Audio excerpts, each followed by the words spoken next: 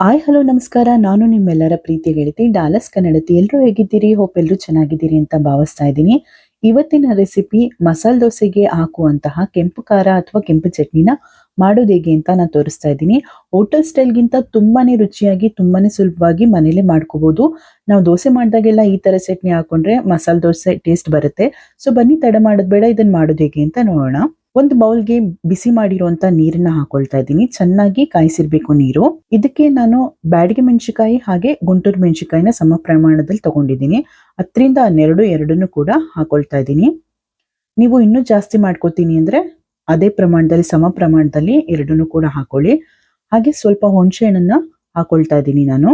ನೋಡಿ, ಸ್ವಲ್ಪ ಹುಣಸೆ ಹಣ್ಣು ಈ ನೀರಲ್ಲೇ ನೆನೆಯಕ್ ಬಿಡ್ತೀನಿ. ಒಂದು 10ರಿಂದ 15 ನಿಮಿಷಗಳ ಕಾಲ ಇದ್ರ ಜೊತೆನೆ ಹಾಗೆ ನೆನೆಯೋದಕ್ಕೆ ಬಿಡಬೇಕು.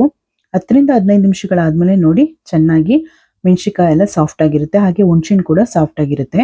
ಈಗ ಮೆಣಸಿನಕಾಯಿ ಮತ್ತೆ ಹುಣಸೆಹಣ್ಣನ್ನ ಒಂದು ಮಿಕ್ಸಿ ಜಾರ್ಗೆ ಹಾಕೊಳ್ಳೋಣ. 3ರಿಂದ 4 ಬೆಳ್ಳುಳ್ಳಿನ ಈ ರೀತಿ ಕಟ್ ಮಾಡಿ ಹಾಕೊಳ್ತಾ ಇದ್ದೀನಿ. ಹಾಗೆ ಒಂದು ಕಡ್ಡಿ ಕರಿಬೇವಿನ ಸೊಪ್ಪನ್ನ ಹಾಕೊಳ್ಳಿ. 1 ಟೇಬಲ್ ಸ್ಪೂನ್ ಆಗುವಷ್ಟು ಜೀರಿಗೆ, ಹಾಗೆ ಸ್ವಲ್ಪ ಬೆಲ್ಲನ ಹಾಕೊಳ್ತಾ ಇದ್ದೀನಿ. ಸ್ವಲ್ಪ ಕೊತ್ತಂಬರಿ ಸೊಪ್ಪು ಹಾಕೊಳ್ಳಿ. ಹಾಗೆ ರುಚಿಗೆ ತಕ್ಕಷ್ಟು ಉಪ್ಪನ್ನ ಹಾಕೊಳ್ತಾ ಇದ್ದೀನಿ. ಹಾಗೆ 1-2 ಟೇಬಲ್ ಸ್ಪೂನ್ ಆಗುವಷ್ಟು ಕಡಲೆ ಹಾಕೊಳ್ತಾ ಇದ್ದೀನಿ. ಖಾರ ಕಡಿಮೆ ಮಾಡೋದಕ್ಕೋಸ್ಕರ ಇದನ್ನ ಹಾಕೊಳ್ತಾ ಇದ್ದೀನಿ, ಇಲ್ಲಾಂದ್ರೆ ಇದರ ಅವಶ್ಯಕತೆ ಇಲ್ಲ. ನೀವು ಬೇಡ ಅಂದ್ರೆ ಸ್ಕಿಪ್ ಮಾಡ್ಬೋದು. ಈಗ ಇದು ಆಡ್ಸೋದಕ್ಕೆ ಎಷ್ಟು ಬೇಕು ಅದಕ್ಕೆ ಇದೇ ನೀರನ್ನ ಯೂಸ್ ಮಾಡ್ಕೊಳ್ಳಿ, ಬೇರೆ ನೀರನ್ನ ಯೂಸ್ ಮಾಡಬೇಡಿ. ಈಗ ಮುಚ್ಚಳನ ಮುಚ್ಚಿ ಚೆನ್ನಾಗಿ ಮಿಕ್ಸಿ ಮಾಡ್ಕೊಳ್ಳಿ. ನೋಡಿ, ಈ ತರ ಪೇಸ್ಟ್ ಆಗಬೇಕು. ಸೊ ಇವಾಗ ಇದನ್ನ ಒಂದು ಬೌಲ್ಗೆ ನಾವು ಶಿಫ್ಟ್ ಮಾಡ್ಕೊಳ್ಳೋಣ. ನೀವು ಇದನ್ನ ಇನ್ನೂ ಜಾಸ್ತಿ ಮಾಡಿಟ್ಕೊಂಡು ಫ್ರಿಜ್ಜಲ್ಲಿ ಇಟ್ಕೊಂಡ್ರೆ ತುಂಬಾ ದಿನಗಳ ಕಾಲ ಯೂಸ್ ಮಾಡ್ಕೋಬಹುದು.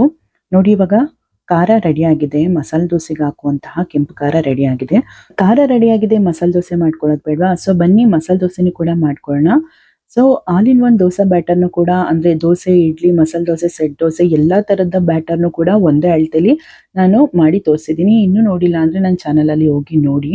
ತವ ಮೇಲೆ ನೀಟಾಗಿ ದೋಸೆನ ಸ್ಪ್ರೆಡ್ ಮಾಡ್ಕೊಂಡು ದೋಸೆಗೆ ಸ್ವಲ್ಪ 1-2ರಿಂದ 3 ಟೇಬಲ್ ಸ್ಪೂನ್ ಆಗುವಷ್ಟು ಎಣ್ಣೆ ಹಾಕೊಂಡು ಸ್ವಲ್ಪ ದೋಸೆ ಚೆನ್ನಾಗಿ ಬೆಂದ ಮೇಲೆ ಮೀಡಿಯಂ ಫ್ಲೇಮಲ್ಲೇ ಇದನ್ನ ಚೆನ್ನಾಗಿ ಬೇಯಿಸ್ಕೊಳ್ಳಿ. ನೋಡಿ, ನಾವು ಮಾಡಿಟ್ಕೊಂಡಿರೋ ಖಾರನ ಈ ತರ ಹಾಕೊಂಡು ಮೇಲ್ಗಡೆ ಸ್ವಲ್ಪ ಬಟರ್ನ ಹಾಕೊಳ್ಳಿ. ಈ ತರ ಇಷ್ಟೊಂದು ಖಾರ ಹೆಂಗ್ ಹಾಕೋಬಹುದು ಅಂದ್ರೆ, ನಾವು ಸ್ವಲ್ಪ ಬೆಲ್ಲ ಹಾಗೆ ಕಡಲೆ ಹಾಕೊಂಡಿದೀನಿ, ಅದಕ್ಕೋಸ್ಕರ ಇಷ್ಟ ಹಾಕೋಬಹುದು, ಇಲ್ಲಾಂದ್ರೆ ಇಷ್ಟ ಹಾಕೊಳಕ್ ಆಗಲ್ಲ.